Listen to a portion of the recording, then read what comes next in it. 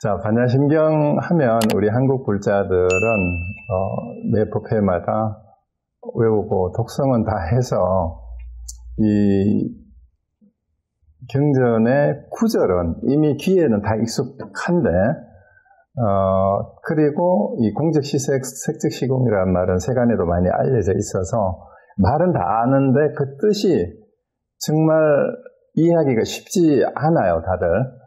그리고 반야신경 해설서가 수십 종이 한국에도 나와 있는데 읽어보면은 다들 너무나 이 설명하는 방식이 천차만별로 다른 경우가 많습니다. 그래서 일관된 통일성이 없어요. 다른 경전보다도 더 반야신경이 이제 강의를 하는 분마다 또 본문을 하는 분마다 전혀 다르게 해설을 하는 경우가 참 많은데 그 이유가 이 반야신경은 사실 별개의 독립된 경전으로 따로 형성됐다기보다는 반야부 경전 600권에 달하는 반야부 경전의 전체 내용을 요약을 한 것이기 때문에 굉장히 축약된 그 형태이고 아주 추상적이에요. 그렇기 때문에 해석도 아주 다양하게 이제 할 수 있는 그런 겁니다. 그래서 일단 반야신경이 어떤 경전인가 하는 거 잠깐 살펴보고 이제 오늘 내용을 이제 시작하도록 하겠습니다. 그 전에 제가 이제 반야신경을 여러분들이 굉장히 익숙한 경전인데 일단 이런 문제의식을 가지고 반야신경을 한번 생각을 하면서 보면 반야신경의 핵심 키포인트가 잡힐 수도 있지 않을까 해서 내가 문제를 이렇게 한 4개 추려봤어요. 근데 흔히 하는 말로 반야신경이 반야부 경전을 요약한 핵심일 뿐만이 아니라 모든 불교 경전의 요약본이다. 또 불법의 모태가 되고 부처님의 어머니라고 흔히 별명이 그래요. 그 영어에서도 서구에서도 그 womb of Buddha라고 그래요. 그 부다의 자궁이라고 이렇게 얘기를 해요. 모태라고 하는데 자 그래서 왜 반야신경을 불법의 모태다, 부처님의 어머니라고 하는 이유가 무엇인가 이걸 한번 생각을 하면서 반야신경 내용을 한번 생각해보고 두 번째 우리가 한국하고 중국 불교 신도들에게 관세음 보살이 가장 익숙해요. 자비하신이고 이름만 부르면은 모든 이제 원을 다 들어주는 자비하신으로 유형성으로 나타났는데 왜 이제 현장뿐만이 아니라 많은 한역자들이 관세음 보살보다는 구라마집은 관세음 보살로 최초로 번역을 했는데 그 이후에 번역한 분들은 관자재로 번역한 분들이 더 많아요. 그래서 왜 관자재라고 번역을 했을까? 그 다음에 아발로키테스다바가 관세음으로 번역하는 게 원래 뜻에 맞을까? 관자재로 번역하는 게 맞을까? 그 두 개 차이가 뭔가? 이것도 한번 생각을 해보고요. 그 다음에 반야신경에서 설법하는 사람은 관자재 보살로 되어 있고 질문하는 사람을 대고자라 그래요. 사리자예요.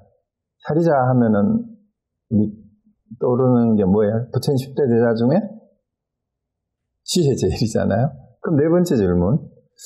자, 부처님 10대 제자 중에 지혜 제일인 사리자에게 설법을 하는데 왜 지혜하신 문수보살이 아니고 지혜를 설하는 게 우리에게는 자비하신으로 알려진 관자재보살이 그러니까 관세음보살이 왜 지혜 제일인 사리자에게 지혜의 가르침을 바라미타잖아요, 그죠? 뿌라즈나 반야 바라미타를 설하는 게 왜 지혜하신이 문수가 아니고 왜 관자재인가? 이거 한번 생각해 보셨어요? 자, 이걸 생각하면서 한번 봅시다. 그럼 오늘 대충 여기와 관련되는 이제 답변이, 궁금증이 해소가 되면, 반야신경의 그 의도가 이제 어쩌면 더 분명하게 와닿을 수도 있어요. 그래서 이 문제를 잘 생각을 하면서 우리가 한번 봅시다. 자, 그 성립 배경은 방금 말씀드린 것처럼 600권으로 된 반야등의 핵심 내용 요약한 거라 그러고, 또 이제 반야부 경전은 사실 대승불교 초기 경전이에요. 그 이후에 법화 하엄 사상들이 나오는데 이제 우리가 지난번에 했던 건강경하고 이제 반야신경은 이 반야부 경전에 들어있는 일부인데, 이제 반야부 경전은 이제 대승불교의 선구적인 그 사상이라 할 수 있는 반야 사상, 그게 공사상을 주장하고 있는 경전이에요. 그리고 논서로는 이제 대표적인 게 중론이 있고요. 근데 이제 반야 사상이 대두하게 된 것은 이 당시에 그 부파불교의 교설들이 초기 불교의 근거한 가르침을 왜곡하고 있다. 특히 이제 설일체 유부나 그 이후에 독자부, 경양부 이런 제파들이 그때 이제 그 부처님이 돌아가시고 150년 이후부터 이제 교파 이제 그 결집이 있고 이럴 때 한 400년, 500년까지 사후 파가 다 나누어지는데 파가 나누어지는 주된 이유가 교리의 해설을 둘러싸고 차이가 생기기 시작하고, 물론 이제 그 인적인 관계 때문에 갈라지기도 하고 그런 게 있어요.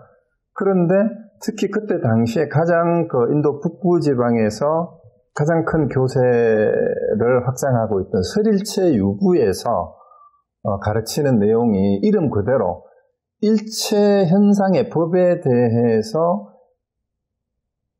자아가 아트만 있다라는 주장까지 나오게 돼요. 그러면서 윤회, 우리 건강경에서 했던 것도 윤회 주체도를 설정하는 파가 나오고, 그래서 이런 것에 대한 그 주장들이 부처님의 원래 가르침의 무아사상하고 연기설을 위배하는 거다라는 주장이 담긴 게 반야사상이에요.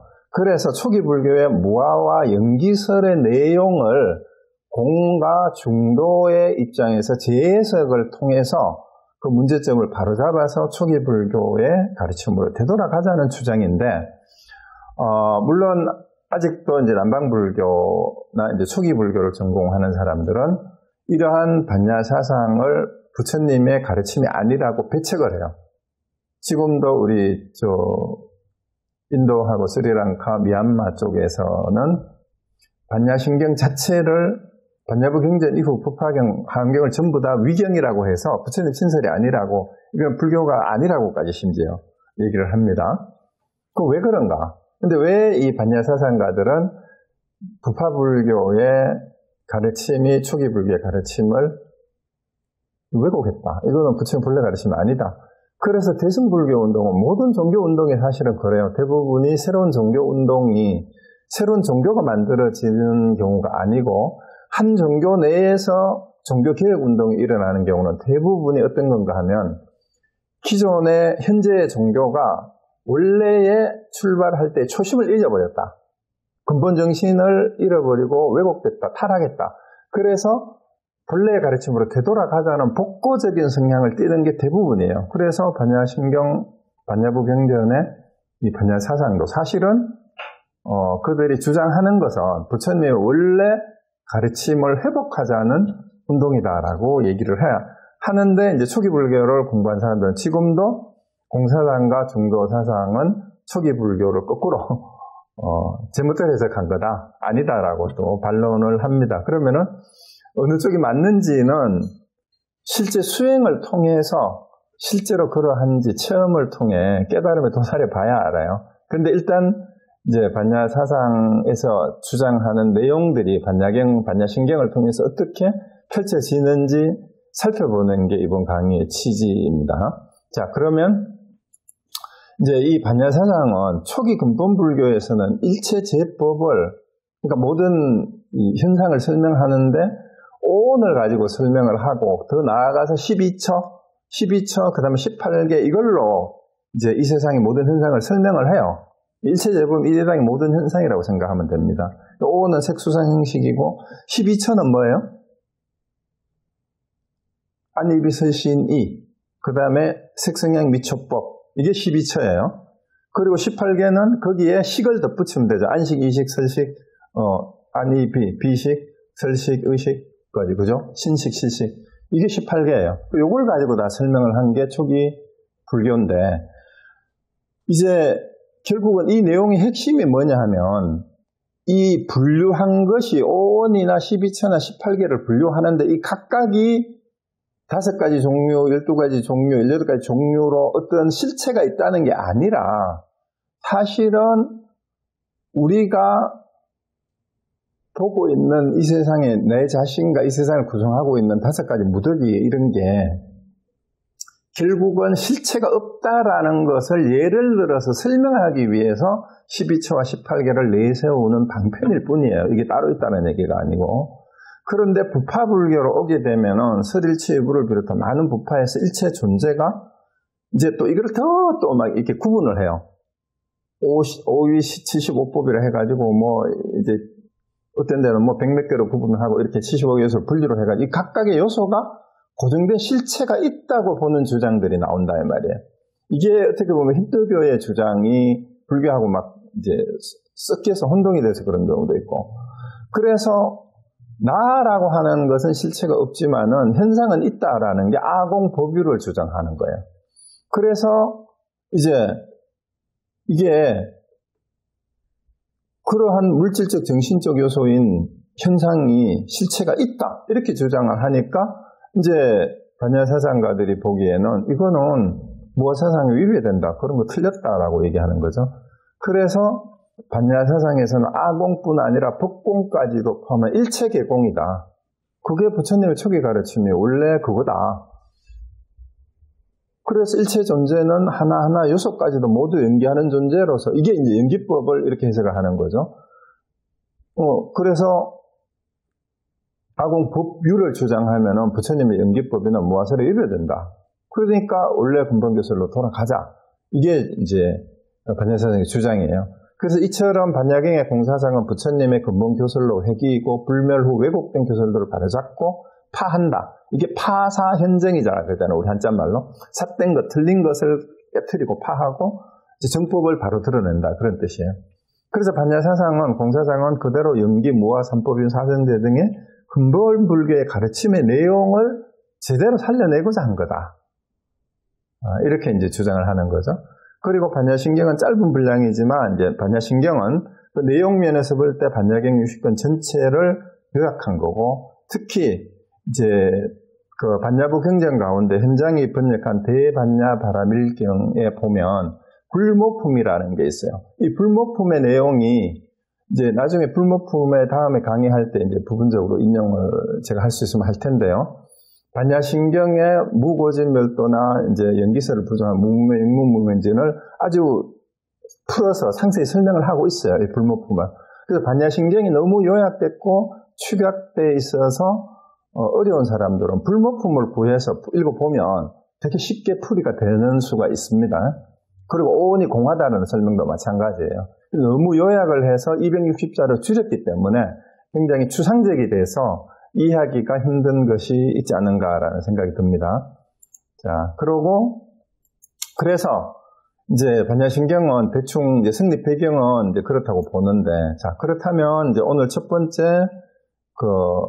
이제 공부할 문제로 제기했던 게 반야신경을 불모경이다, 부처님의 어머니다라고 얘기하는 이유가 몇 가지가 있어요. 몇 가지가 있는데, 첫 번째 불모경이라고 하는 이유가 부처님의 전생설화하고 여기 또 하나 더 들어가야 되는 게 부처님의 어머니가 누구예요? 석가모니 부처님 어머니? 마야부인. 마야부인의 한생설화하고 관계가 있어요. 자, 이게 굉장히 중요합니다. 그 전생설화는 이제 부처님의 전생설화가 여러 가지가 있어요. 몇 생을 언제는 이제 그 설산동자로도 나오고, 또 어떨 때는 선제동자로도 나오고, 뭐 이제 여러 가지 그 꽃을 바치는 선현동자로도 나오고 이러는데, 이제 간세음보살하고 관계된 부처님의 전생설화가 뭐냐 하면은요, 옛날에 인도에 장나라고 하는 아주 부자가 살았는데, 결혼을 했는데 자식을 갖지 못해서 부인이 간절히 기도를 해서 아들을 이제 차례로 낳아서 이제 3살 터울로 두 아들이 나요. 그런데 이 어렵게 기도를 해서 얻은 두 아들이, 큰애가 10살, 작은 애가 7살이 되던 해에 어머니가 병환으로 돌아가시게 돼요. 그러고 이 아들을 키우기 위해서 이 장나라는 그 두 아들의 아버지가 이제 재혼을 해서 이제 새 아내를 맞이하게 되는데, 이제 아들을 위해서 이제 돌아간 첫 번째 부인을 닮은, 외모뿐만 아니라 마음씀이나 이런 것까지 다 닮은 그런 부인을 구했어요. 그래가지고, 이제 재혼을 해서 처음에는 이 새어머니가 이제 그 두 아들을 친자식처럼 전 부인과 마찬가지로 애들을 잘 키웠는데, 어느 때 그 전역이 나라 전체가 흉년이 들어가지고 아주 힘든 상황이 됐는데, 이제 이 부자였으니까 집에 있는 이제 곡식이 부족하고 이렇게 해가지고, 원래 재물을 많이 가지고 있었기 때문에 집안에 가지고 있던 여러 가지 재화와 보물을 가지고 외국에 가서 곡물을 구해서 집안이 뭐 식솔들이 많잖아. 그리고 나라 전체를 부유를 하기 위해서 이제 그 무역을 하러 곡물을 사기 위해서 재화를 싣고 외국으로 나가서 오랫동안 나가 있는 사이에 어머니가 무슨 생각을 고민을 걱정을 하다가, 야, 만약에 계속 이렇게 흉년이 들고 이 양반이 가서 제대로 곡물을 못 구해오면은 우리 가족들이 먹고 살기가 힘들지 않을까. 그리고 지금은 아들이 둘밖에 없는데 내가 살다가 보면은 내가 낳을 친아들이 생기지 않을까.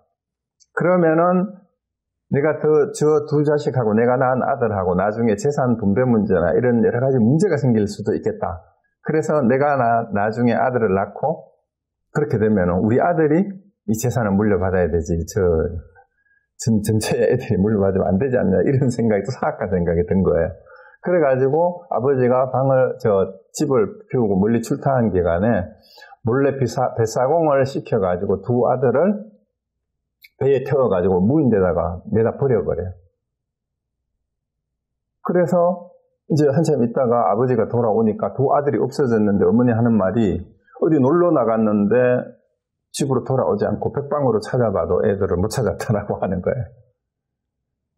그래서 이제 아버지는 두 아들을 잃은 그 슬픔에 잠겨가지고 한참을 그러고 하다가 아들을 수소문해서 찾고 찾다가 한 노인이 그 뱃사공이 두 아들을 몰래 배에 태우는 거를 목격한 노인을 만나요. 그래서 그 노인의 말을 듣고 이제 그 뱃사공이 아들을 태우고 갔다는 걸 듣고 뱃사공을 찾아가지고 이제 실토를 받습니다. 그래서 뱃사공이 이제 사실은 부인의 그 지시로 해가지고 무인도에다 갖다 버렸다. 이제 그 얘기를 듣고 이제 아버지가 아들 찾아가는데 이 두 아들이 10살짜리, 7살짜리 애들이 무인도에 버려졌는데 무인도에서 먹을 게 없잖아요. 그래서 풀뿌리하고 나무 열매를 따먹고 하다가 더 이상 먹을 게 없어가지고 이제 굶어서 죽게 생겨요. 외롭기도 하고 춥고 외롭고 배고프고. 그러면서 이제 마지막 죽을 때가 돼가지고 두 아들 둘이가 이제 막내는 이제 동생이 이제 새어머니를 원망을 합니다. 이제 자기 형제를 아버지 몰래 갖다 버린 어머니한테 원한을 이제 얘기를 하면서 원수를 어떻게 갚아야 하나 막 이러고 막 분노에 차가지고 울부짖으니까 형이 동생을 어떻게 타이르냐 하면 우리가 부잣집 아들로 태어나서 호의호식하면서 외로움과 고통을 모르고 자랐는데 섬에 떨어져서 우리 둘이 버려져 보니까 얼마나 외롭고 배고픔이 큰 괴로움인지를 비로소 알겠다. 그래서 우리 말고 가난한 사람들이 외롭고 고통스럽게 살아가는 사람들이 많다는 걸 비로소 내가 알았는데 우리도 어머니에 대해서 원망을 하기보다 우리가 내 생에 다시 태어난다면 외롭고 배고파고 병들고 힘들어서 고통받는 사람들을 구원을 해주는 일을 하기로 서원을 하자. 그렇게 해서 그 원한을 이제 서원으로 바꿔가지고 32가지 내가 다시 태어나서 이 서원문을 써요. 죽기 전에. 서원을 거기에 색에다가 돌에다가 새기고 두 애들은 굶어 죽습니다. 근데 아버지가 이제 뱃사공한테 실토를 듣고 그 무인도를 찾아오니까 벌써 애들은 죽고 이제 백골만 있어요. 그래도 이제 그 주변에 보니까 아들이 써놓은 32가지 서원을 보고 이 아버지가 감동을 해서 나도 다시 태어나서 반드시 이 세상의 모든 힘든 사람들을 구제하리라는 500대 원을 세웁니다. 이 500대 원을 세우고 환생을 한 사람이 석가모니 부처님이에요. 그리고 그 두 아들은 다시 환생을 해서 큰 아들은 간센보살이 되고 작은 아들은 대세지보살이 되었대요. 자, 그래서 불모경이라고 하는 이유 첫 번째가 석가모니 부처님이 500대 원을 세우도록 한 그 원인이, 동기가 바로 큰 아들하고 둘째 아들이 세운 32가지 중생을 구제하겠다는 발언에서부터 석가모니 부처님의 발언이 나왔고 부처님이 태어났다. 이제 그래서 그 간센보살이 결국은 전생에 석가모니 부처님의 아들이었다라는 거예요. 그래서 이제 이런 설화가 하나가 있고요. 또 하나 재밌는 설화가 있는 게 부처님의 어머니가 마야 부인이라는 거는 여러분이 이제 다 아시잖아요. 근데 마야 부인이 어떻게 했어요? 석가모니 부처님 시타르타 왕자 태자를 낳다가 돌아가셨잖아요. 불미봉산에서. 그런데 돌아가시고 나서 환생을 한 게 이제 천상의 도리천에서 다시 환생을 했대요. 수미산 꼭대기에 있는 게 도리천이잖아요. 그래서 부처님이 깨닫고 나서 이제 어머니가 도리천에 환생해서 이제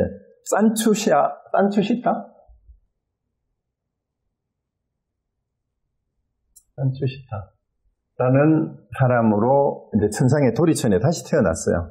다시 태어났는데 부처님이 어느 때 이제 우기에 이제 다들 동안과 하안거를 하잖아요.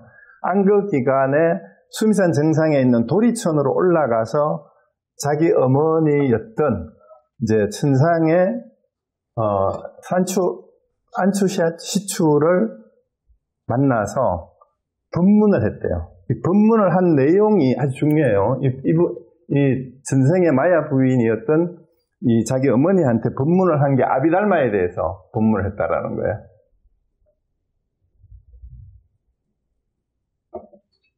그리고 법문을 하고는 내려왔는데, 이제 자기 어머니, 전생의 어머니였던 이제 산치아추한테는 이제 아비달마에 대해서 상세하게 법문을 하고 나서, 이 땅에 내려와서는 상세한 법문을 하지 않았는데, 오직 사리자를, 이제 여기 이제 사리자하고 관계가 되는 게 나와요. 사리자에게만 천상의 도리천에 전생의 자기 어머니였던 산추아추에게 그 법문했던 내용을 요약을 해서 설명을 해줬대요, 부처님이. 아비담마에 대해서. 자, 여기서 중요한 포인트가 뭐냐 하면요. 아비담마의 내용이 초기 불교의 가르침이에요. 초기 불교. 그러니까 사성제 12연기, 이 내용이죠. 그리고 아까 얘기했던 오온하고 12처 18개 인원. 아비담마의 내용을 이제 전생의 마야 부인이었던 이제 자기 어머니에게 그 도리천에 가서 설법한 내용을 내려와가지고 사리자한테 법문을 했었는데, 자, 여기서 사리자는 그러니까 아비달마 전체를 제대로 법문을 들은 게 아니에요.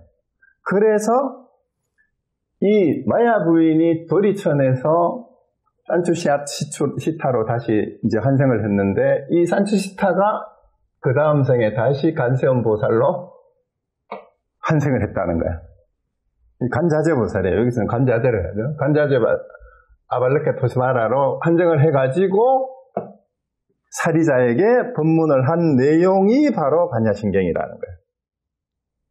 자, 그래서 반야신경의 내용이 초기 불교의 내용에 대해서 얘기하는 거예요. 고진멸, 무고진멸도 무무명, 영무무진, 내지 무노사하고, 그 다음에 무안이비서신이 무색성향, 전부 다 오온가, 그러니까 무색성향 미처법부터 오온하고, 그 다음에 12처, 18개, 12연기설에 대한 내용이잖아요. 그래서 그때 이제 석가모니 부처님으로부터 사리자가 요약한 것밖에 못 들었던 거를 간센보살이 하시는 자기가 들은 거를 다시 아비담마의 내용을 정확하게, 그러니까 온 12처 18개하고 사성제의 내용이에요. 12연계의 내용. 이 초기 불교의 핵심적인 교리잖아요. 이 내용을 설했던 것이 바로 반야신경이다. 자, 이것이 믿거나 말거나예요. 믿거나 말거나인데, 한생설화를 우리가 들으면서 우리가 생각해야 되는 게 뭐예요? 부모가 거꾸로 자식이 되기도 하고 자식이 거꾸로 부모가 되기도 하고 스승과 제자가 자식이 스승이 되기도 하고 이게 뒤바뀔 수 있다라는 게 한생설화에서 얘기하고 있는 거예요. 그러면 여기서 우리가 하나 이제 한생설에서 얘기해야 될 게 우리가 흔히 하는 말로 이제 부부가 전생의 원수가 부모 자식 간의 전생의 원수가 만나기도 한다 그러잖아요. 자, 여기에서 우리가 알아야 될 게 뭐 설마 그럴까? 그게 사실일까가 아니가 원수가 부모가 될 수도 있고 부부가 될 수도 있고 거꾸로 부모나 부부도 살다 보면 원수가 될 수도 있다 이 말이에요.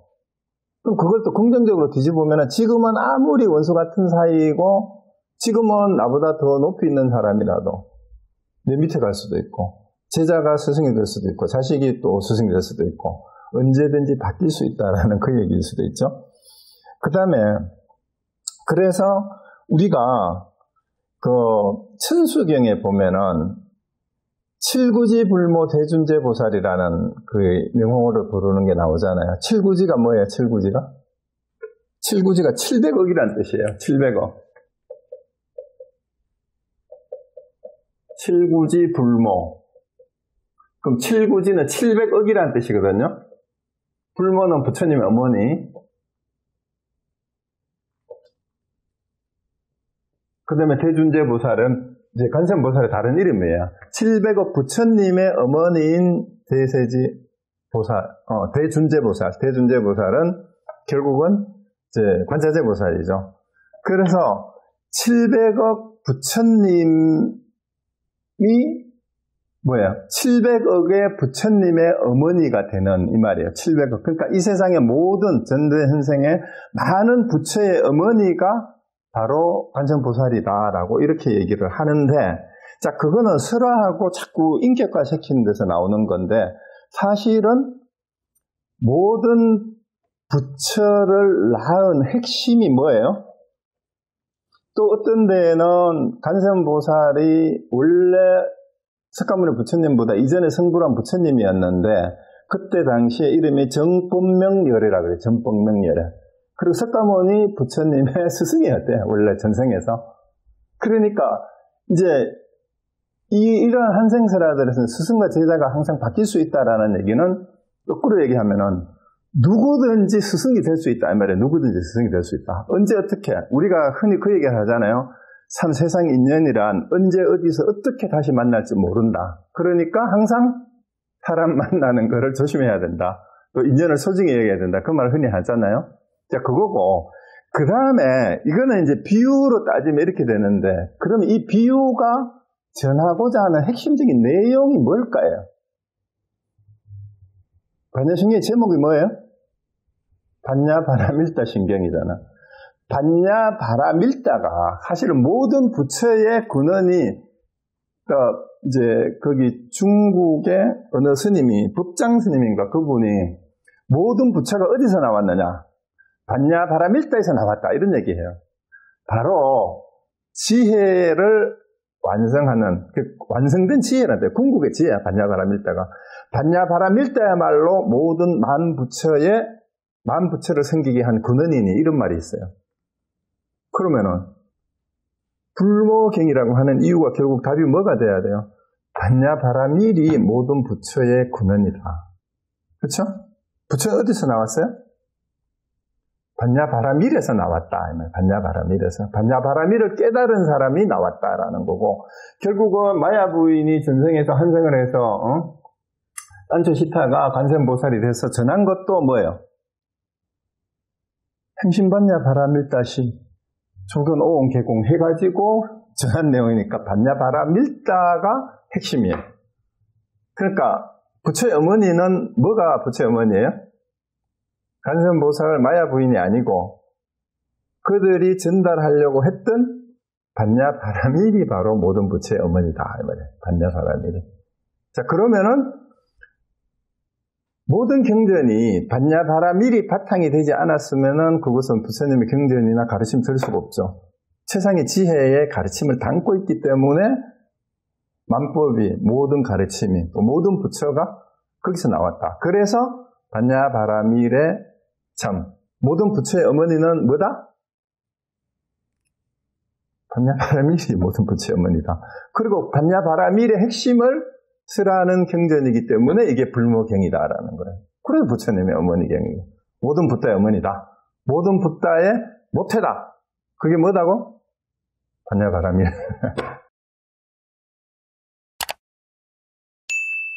반야바라밀. 그래서 설화의 내용을 설화로만 이해하지 말고 그 설화과 전하려고 하는 내용이 이렇게 딱 이제 맞아떨어지게 연결이 됐을 때 설화도 재미도 있고 이제 흥미진진하게 그렇게 가는 거죠. 그래서 결국은 몇 번을 다시 태어나고 누가 무슨 얘기를 하더라도 불교에서 전하려고 하는 핵심이 결국은 반야바라밀이구나. 그래서 여러 설화들이 이렇게 해서 반복해서 재생이 되고, 그 다음에 초기 불교니 후기 대승불교가 뭐 불설이 아니니 어쨌든 하지만 왜 부처님이 지나서 400년, 500년, 600년 지나서 대승경전을 편찬한 사람들은 부처님의 이름을 빌어서 왜 불교를 전하려고 할까 이 말이에요. 초기에 암경만 가지고 해도 되는데 그럼 시대 상황이 바뀌고 암경에서 설명할 수 없는 걸 좀 더 다양하게 브라이트하게 재밌게 전하기 위해서 만들어낸 것이 이제 이 대승경전에서도 있다라는 얘기죠. 여러 가지 설화도 마찬가지고. 자, 그러면 불묘경이라 하는 이유, 전생설화하고 마야부인의 한생설화. 그 다음에 이제 불모품이라는 게 대반야바라밀다경의 이 제목 자체가 불모품이에요. 그 불모품의 이유도 방금 말씀드린 반야바라밀다를 바로 모든 붓다의 근원이라고 보는 데에서 불모라고 얘기하는 겁니다. 그리고 이제 나중에 이제 또 결론 부분에서 얘기를 하겠지만 내용을 쭉 훑어보면 반야사상뿐만이 아니라 법화하원 밀교 사상까지도 이게 다 담고 있어요. 이 중문이 바로 물교잖아요, 그죠? 시대신조, 시대명조, 심동조, 아자아자 바라야 이게 이제 밀종과 관계가 되고 함사상이 일체유심조라는 내용. 그 다음에 모든 게 하나로 돌아간다는 게 법화사상이라고 할 수 있잖아요. 자, 그래서 반야심경을 불모경이라고 한다. 이제 그 얘기 됐고요. 그 다음에 이제 반야심경의 종류. 현재 우리가 이제 산스크리트 본이 이제 두 종이 있고, 그 다음에 이거를 이제 세 개로 되는 거는 이제 꼰째가 이 두 개를 참조해가지고 교정을 한 거예요. 그렇게 이제 세 가지가 지금 유통이, 이제 제일 많이 유통이 되고 있는 게 꼰째본, 산스크리트 본이죠.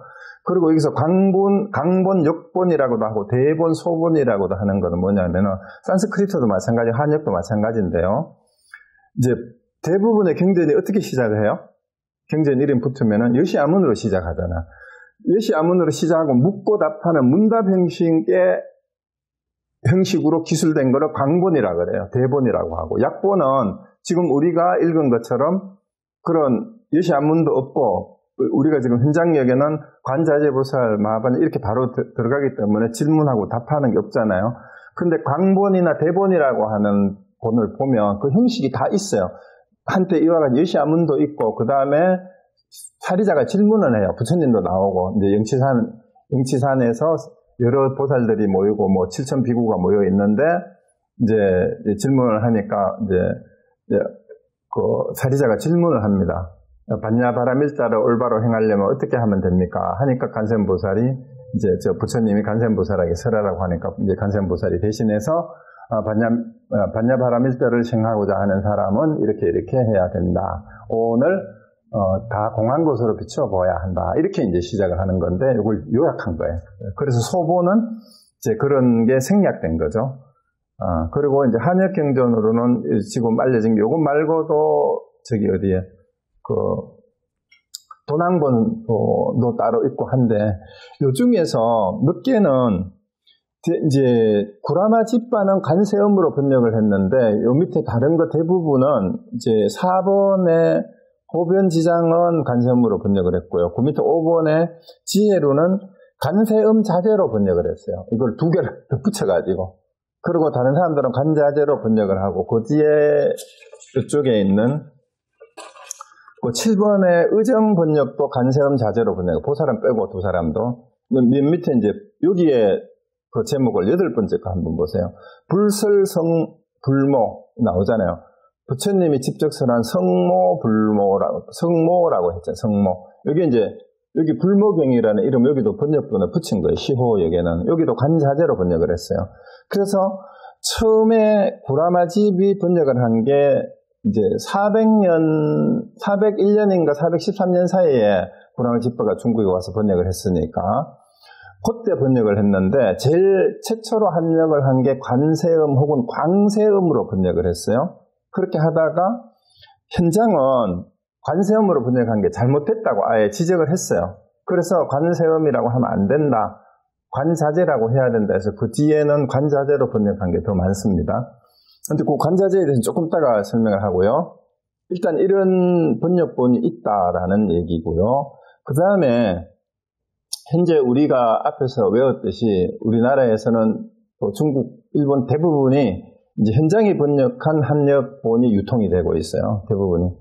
자, 그리고 이제 반야신경을 현장역 기준으로 보면 대충 내용을 4가지로 나눠볼 수가 있어요. 관자재 보살에부터 돌체고야까지 이제 처음 서론, 이비분이라고 할 수 있고, 그 다음에 틀리는 거, 이제 부정의 논리로 공사상을 드러내는 게 이제 사리자 색불이군 공부에서 무고진멸 이무소득고까지 쭉 나오는 거. 그 다음에 반야신경을 이제 반야바라미를 수행하면 어떤 이익이, 공능이 있느냐 나타내는 게 이제 그 고신무과에 이렇게 나오고요. 총결분이 마지막에 이제 신주, 고지반야바라미부터 시대신주에서 아재아재 바라마대까지 이렇게 이제 구성은 그렇게 돼 있고, 자, 그 다음에 이제 경의 제목부터 한번 보도록 합시다.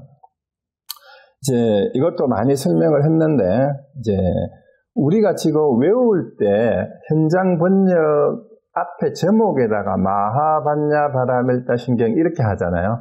근데 현장 스님은 마하를 붙이지 않았어요. 그냥 반야 바라밀다신경에 마하가 없어요. 마하는 잘 알다시피 크다, 수승하다 이런 뜻인데 원래 현장 스님의 번역본에는 마하가 없는데 한국에서는 그걸 마하를 붙여서 외워요. 어쨌든 이제 그걸 아시고 중요한 거는 반야하고 바라밀타예요. 자, 반야는 전에도 몇 번 말씀을 드렸지만 건강경 활동도 했지만은 뿌라하고 진화를 그 산스크리트 빨리어 원을 분석을 해보면 뿌라가 프리, 비포 혹은 퓨어나 얼티밋이라는 뜻도 있다고 그래요. 그래서 이 반야의 의미를 제대로 알면 하는 부분이 또 이해가 됩니다. 그래서 반야라는 의미가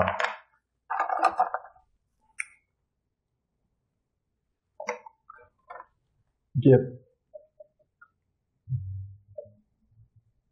뿌라즈나라고 그렇게 썼을 때 앞에 이게 프라에 해당되는 게 이게 좀 흐리네. 프리라는 뜻이 있다 그랬잖아요. 영어의 적두어로. 그 다음에 순수한 이런 뜻도 있대요. 그 다음에 얼티미트나 뭐 궁극의 이런 뜻도 있는데 이게 이 의미가 더 진화는 날리지라는 뜻이에요. 안다, 지식이라는 뜻인데 우리가 안다라는 것은 가장 쉽게 얘기하면 우리 생각인데요. 그 아는 것 이전이라는 얘기니까 우리가 아는 것을 견해라고도 하고 미리 우리 경험을 통해서 이제 뭐 독서를 통해서든 강의를 통해서든 경험을 통해서 축적한 지식이 있는데 이 이전에 경험했던 지식하고 관계없는 이런 뜻이 뿌라즈나예요. 그러니까 우리가 알고 있는 모든 지식은 사실은 선입견이에요. 이미 우리한테 들어와 있는 거죠. 먼저 들어와 있는 견해가 선입견이에요. 그 선입견이 아닌 것, 그게 뿌라즈나의 뜻이에요. 반야의 뜻이고 이거를 서양 철학에서도 이제 올바른 그 선입견 없이 본질을 정확하게 본질직관이라고 그래요. 본질직관. 본질직관을 현상학에서 그런 얘기를 에포케를 해야 된다라는 얘기를 하거든. 에포케가 판단중지.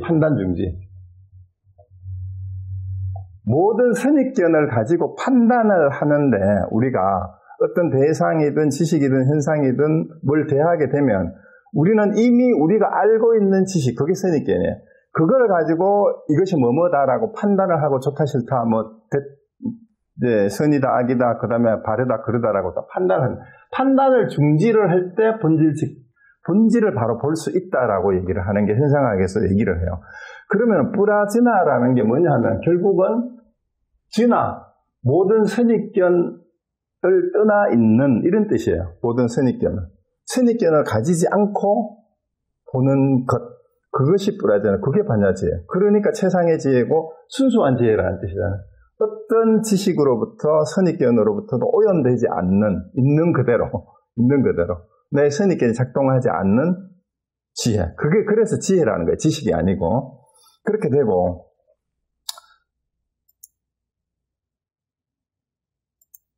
그러니까 여기 이제 프리 비포 혹은 퓨어나 얼티밋이라고 써야 되는 거예요. 진화는 여기서 안다라는 뜻이니까 결국은 우리가 말하는 아르마리 이전이니까 지식이 아닌 순수한 세상의 궁극의 지혜가라는 뜻이 되니까 선종에서 성가에서는 이걸 이름하여 한생각 이전이라고 흔히 번역을 해요.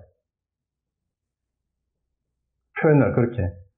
그러니까 한 생각도 일어나기 이전에 순수한 상태에. 그래서 최초일념자라는 말을 하죠. 최초일념자. 우리가 한 생각 일어나기만 하면 우리는 벌써 그 생각으로부터 끄달리기 시작을 해요.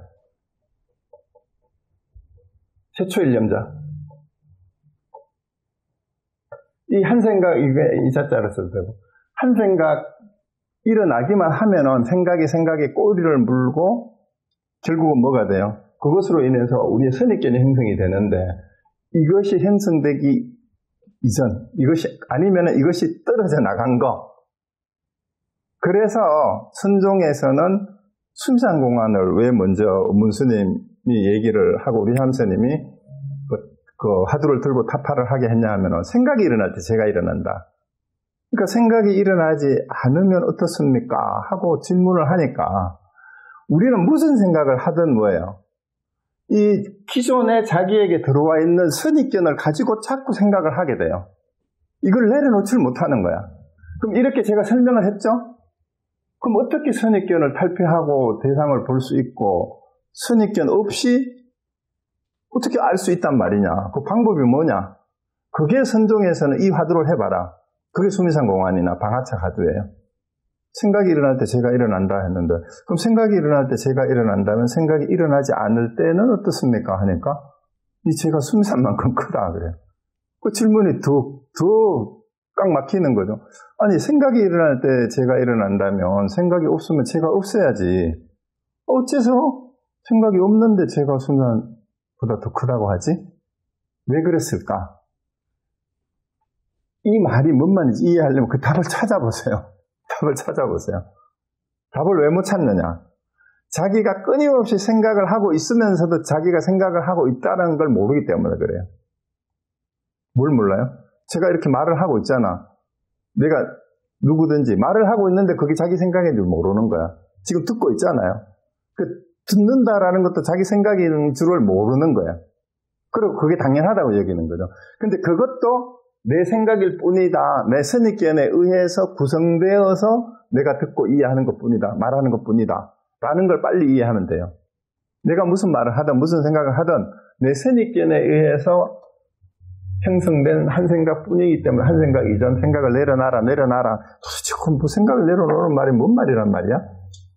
이해 궁금하시거든. 수미상공안을 화두를 들고 답을 찾아보세요. 이건 몇 번 내드렸어요. 제가. 문스님께서 생각이 일어날 때 제가 일어난다 하셨는데 하기니 죽기를 생각이 일어날 때 제가 일어난다면 생각이 일어나지 않을 때는 어떻습니까? 그 문스님이 제가 순수한 것 같이 크다 그랬어요.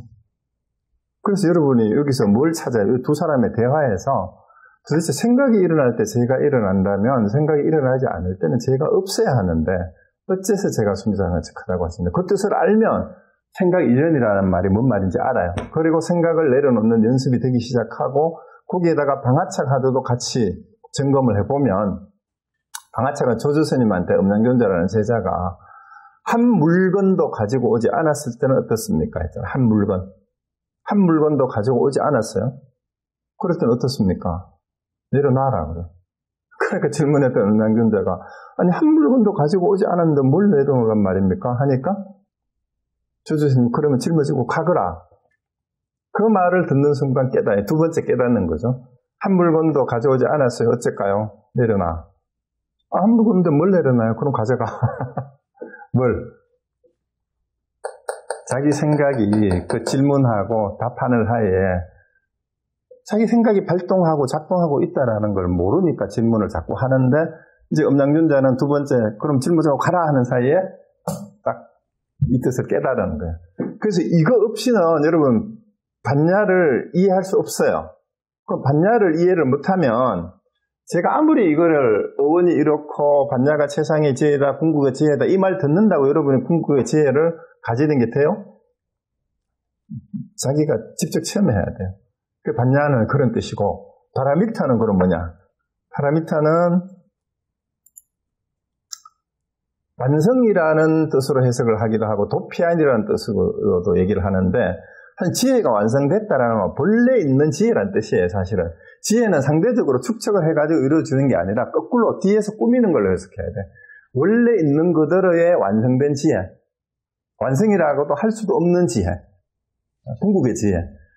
그건데 도피아는 우리가 흔히 이제 방편으로 중생들이 사는 또 깨닫지 못한 사람들의 세상을 이 세상이라고 하고 세속 사바세계라고 하고 그 다음에 깨달은 사람의 세상을 피안이라고 하는데 피안으로 건너갔다라는 뜻이니까 깨달았다는 뜻이에요. 그러니까 피안이 건너가서 어디 따로 가야 되는 세상이 따로 있는 거 아니에요. 그 일반의 세계입니다. 부처님의 세계인데 도피안은 피안에 도달했다 이 말이에요. 이미. 그런데 가서 이르는 게 아니라 우리는 이미 피안에 있어요. 그러니까 그게 물리적 장소가 아니죠.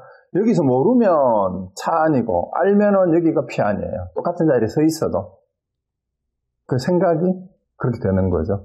자, 그러고 심자는 하르다야는 심장이라는 뜻이에요. 핵심이라는 뜻입니다.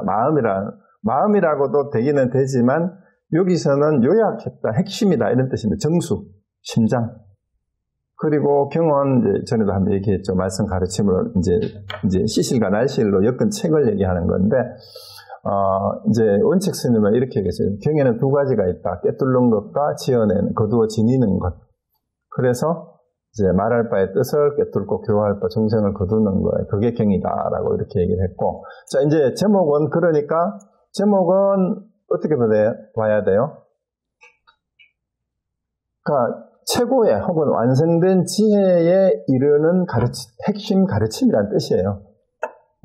순수한 혹은 완성된 지혜에 이르는 핵심적 가르침이라는 뜻이 됐고요. 그 다음에 제가 이제 강의하면서 이 참고문을 소개하는 이유가 있습니다. 시중에 수십 종류가 돼요. 제가 다 조사는 안 해봤는데 제가 가지고 있는 것만 해도 한 20권이 넘습니다. 내가 반야신경 책 있는 게 보니까 종류가. 근데 그 중에 일부는 보니까 전혀 쓸모가 없어서 이번에 강의 준비하면서 반야신경 해설책을 내가 서너 권을 쓰레기통 버려버렸어요. 왜 책을 아깝게 버리느냐. 그거요. 그 책을 돌리면 반야신경을 아는데 방해가 될 것 같아가지고 버려버렸어요. 누가 주워보면. 근데 그런 책들이 너무 많아요. 왜 제가 이 말씀을 드리냐 하면은요. 제일 첫 번째 문제. 오늘 설명하는데 색을 물질로 설명을 해요. 그러니까 공을 이해를 못하는 거예요. 그래서 그거 이따가 설명드릴게요. 근데 요중에 다행히 그 연계법으로 읽는 불교는 반야신경 해설서가 아니라 이제 초기 불교 기본 개념을 설명하는 아주 얇은 책인데 제가 보기에 기초교리나 불교 입문서로 처음 불교를 접하는 부분이나 내가 불교 기초를 잘 모른다 하는 부분은 이 책을 꼭 구해서 읽어보세요. 여기에 색이 물질이 아니다라는 걸 분명하게 잘 설명을 하고 있어요. 그리고 12연계에 대해서도 잘 설명을 하고 있습니다. 그 다음에 무위법, 유위법 이런 거 설명을 잘 하고 있고 그 다음에 이중표 교수가 니까야를 넣은 반야신경에서도 분명하게 색이 물질이 아니다라고 이 부분도 얘기를 하고 있어요. 그리고 초기 불교의 근거까지도 다 얘기를 하고 있습니다. 이따가 제가 보여드릴게요. 그 다음에 김명우라고 이분은 이제 산스크리트 반야신경을 해설했는데 이분도 해설하는 데는 색을 물질로 번역을 해설을 해놨어요. 근데 이제 참고 문헌으로 해놓은 거는 이제 산스크리트 된 거를 아주 단어를 하나하나 잘 해설했기 때문에 제가 참고를 했기 때문에 이렇게 적어놨고, 근데 4번을 여러분이 꼭 한번 보세요. 이 선의 시각으로 읽는 반야신경은 기존의 산스크리트본하고 한역본을 다 대조를 하면서 굉장히 해설을 잘 해놨어요. 그러고 왜 이제 현대 물리학적인 입장에서 이게 공을 해석하는 것이 이제 오류가 될 수도 있는가 하는 것도 설명을 해놨어요. 그 다음에 또 현봉스님이 옮기는 요거 선에서 본 반야신경하고 한안대원선사의 그 반야신경 해설은 원래 송계도인 무구자라는 분이 반야신경을 주석한 게 있는데 그거를 이제 선적인 입장에서 풀이를 했는데 여기에는 그런 오류들은 없는데 좀 추상적으로 이 선문답을 많이 인용을 하고 있기 때문에 보기가 어려울 수도 있지만 선종에서 반야신경을 받는 게 이런 거구나 하는 걸 볼 수가 있고요. 그 다음에 물리학으로 풀어본 반야신경에 이제 양자역학에 관심 있는 분들은 여기 이제 참고로 제가 이제 나중에 색적시험 공적 시작할 때 이분들이 어떻게 풀이하는 걸 제가 한번 설명해 드릴게요. 그 다음에 달라이 라마의 반야신경은 이제 중간학파의 입장에서 유식에서 보는 불성하고 중간학파의 불성이 어떻게 차이가 있는가, 이런 거를 했으면서 공성에 대해서 이제 내재하는 실제가 없다라는 입장에서 이 반야신경을 풀이를 하고 있어요. 그 다음에 이 김영호가 내가 적을까 말까 하다가 사실 이 책을 별로 추천 안 해요. 그러니까 자기 멋대로 이제 선사들의 말을 막 인용을 해가지고 전혀 맞지 않는 얘기를 막 풀어놨어요. 풀어놓고 색에 대해서도 역시 물질로만 보고 있어요. 근데 많은 사람들이 이걸 보고 이게 베스트셀러야. 그래서 하도 사람들이 많이 보니까 이게 왜 문제인지 틀렸는지를 얘기하기 위해서 내가 가져왔습니다. 근데 나도 쭉 읽어보니까 읽다가 너무 헛웃음이 너무 많이 나왔어요. 이 양반이 학자라서는 대단한지 모르지만 불교의 내용을 잘 몰라요.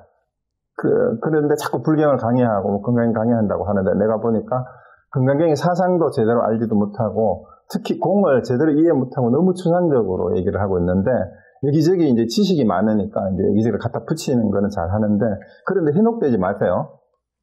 그 다음에 라즈니시가 의외로 또 이윤기 씨가 번역을 했어요. 반야신경 해설한 게 있는데 굉장히 우화를 깃들여서 재밌게 풀이를 했는데 이것도 한번 참고할 만합니다. 그 다음에 일본 사람에서 미스와 다이도가 쓰는 이것도 이제 일본식의 반야신경을 굉장히 또 이제 축혀 세우는 그런 경전인데 이것도 참고는 할 만해요. 그 다음에 재밌는 게 페이융이에요. 평생 걱정 없이 사는 법, 책 제목이 그런데 이게 반야신경 해설서입니다. 그것도 재밌고 해설을 잘 여러 가지 실례를 들어서 실제 생활하는데 걱정거리가 많은데 반야신경에서 어떤 도움을 얻을까 싶으면 이 12번 요거를 꼭 보세요. 아주 괜찮은 책이에요. 그 다음에 에드워드 콘체는 이제 최초로 산스크리트를 이제 이렇게 교정을 하고 영역을 했는 게 있어서 이제 내가 참고를 했고, 제가 제일 추천하는 영역책이 바로 레드 파인의 더 하트스트라예요. 이 사람이 뛰어납니다. 이 사람이 내가 본 위에 있는 모든 책을 통틀어서 이 레드 파인의 책이 훨씬 더 좋아요. 진짜 해설을 잘 하고 있어요. 근데 한글 번역본이 없어서 옛날에 우리가 이걸 교재로 공부를 한번 한 적이 있고 제가 이번에 다시 봐도 이 책이 너무 좋은데 같이 한번 누가 번역을 한번 해보자 해서 번역을 할까 했는데 아직 번역을 못했어요. 혹시 영어 잘 하시는 분은 이 책 꼭 보시고요. 내가 번역을 언제 한번 할 수 있을지 모르겠어요. 그 저자하고는 우리 같이 공부하시던 우리 김정글 여사님이 이제 연락이 돼가지고 번역을 해볼까 싶다고 얘기를 했는데 번역을 해도 좋다고 오케이는 받았는데 번역을 접수를 못했어요. 레드 파인 입장 제가 간간히 소개해드릴게요.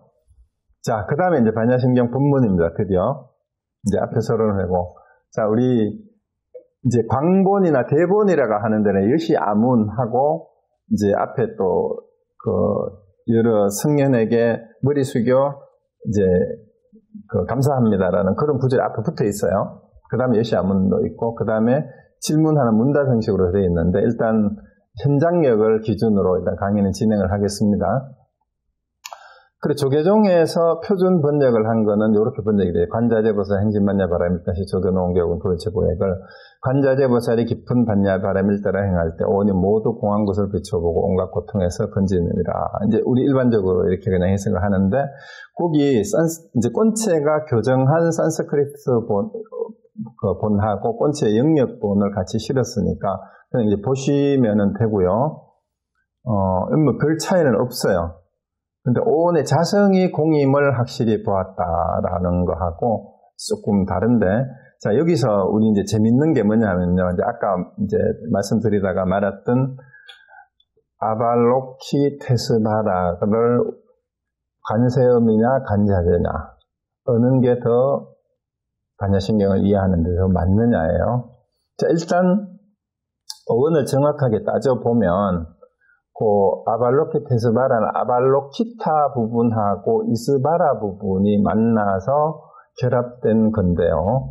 재밌는 게 아바는 다운이라는 뜻이고 록은 룩인데 룩다운이라는 뜻이에요. 아발록이. 그 다음에 록카가 붙으면은 세상이라는 뜻이 되는데 결국은 그 다음에 아발로크는 아래로 굽어 본다라는 뜻이 되고요.